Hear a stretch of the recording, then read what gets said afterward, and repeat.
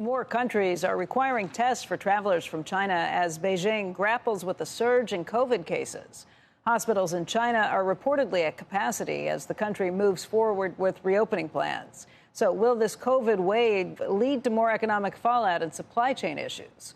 Joining us with more insight is Gary Locke. He is the former U.S. ambassador to China and the former Commerce Secretary under the Obama administration.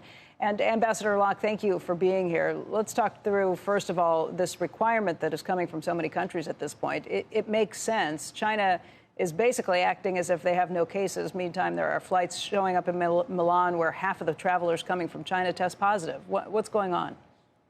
Well, thanks for having me, Becky. Obviously, it's a smart move by countries all around the world. In fact, China is imposing some restrictions on international travelers entering China. But given the huge surge of COVID cases after almost years of isolation and lockdowns where entire cities have been and neighborhoods have been precluded from even going to the grocery store, going to work, going to a doctor's office or visiting folks, it's not surprising that there is now this huge surge throughout China in which it's basically a case of tight controls to virtually no control, almost a free-for-all. And it's not unreasonable for countries, including the United States, to insist that travelers coming in to their countries, like the United States, must be tested. Why isn't China being any more open in terms of the issues that they're facing? I mean, we can clearly see that they're lying about the number of cases they have.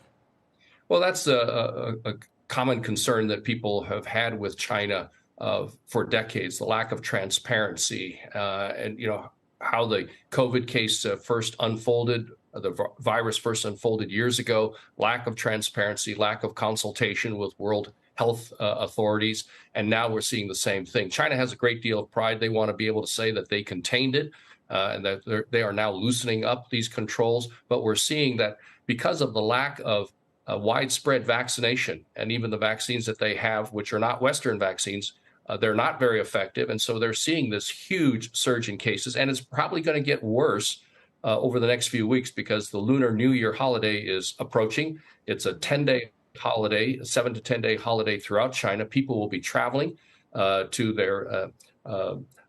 reunite with family members, parents, and their children. They'll be flooding the airports and the buses and the railroad stations. It's going to be, I think you're going to see a huge surge in cases. So it's going to take a while for things to return to normal. What does this mean just in terms of the global supply chain? We thought China reopening was going to lead to more demand and maybe a return to some of the problems, a lifting of some of the problems we'd seen with the supply chain. But if you get shut down by COVID, that has its own impact, too. What do you think happens? I think the disruption to the supply chain worldwide emanating from China will continue for a few more months. Like I said, starting in a few days, all of China will be on a holiday for 7 to 10 days, mass traveling. That's going to, with the surge that they have, that's going to lead to even more infections. And right now, companies, large and small, from merchants to manufacturers, are on their own in terms of how they're going to respond to this surge. There's no more government controls. And so it's going to take a while for individual companies with a lack of guidance from the government on how they are going to proceed. And obviously, it means that many of these businesses will not be in full operation fully up to par or up to steam and full strength for quite some time. Gary, you were the ambassador to China when President Xi came into power just almost a decade ago at this point. You've had a front row seat of kind of seeing the arc of his reign. What do you think about what's happened? I mean, it's someone who started out with very grand ambitions. Obviously, he's been there for a very long time and just secured, an extension of his reign there. But watching what's happened lately with COVID, the mismanagement of it, the anger at the people, just what do you think?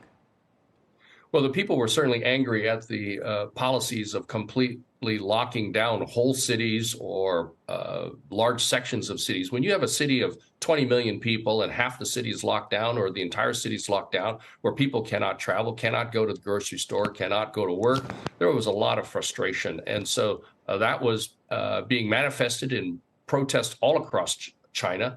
And the one thing that the Communist Party does not want ever to happen is another Tiananmen Square sparked by, let's say, a protest over COVID policy. So I think China has moved from one extreme to the other with little guidance now to communities, cities, provinces, and individual businesses. So he has a firm grip, and people are very afraid of him. They follow whatever they think Beijing wants. And in some cases, these lockdown of entire cities were because of the lack of guidance and also doing what they felt Beijing wanted them to do. Now they're on their own.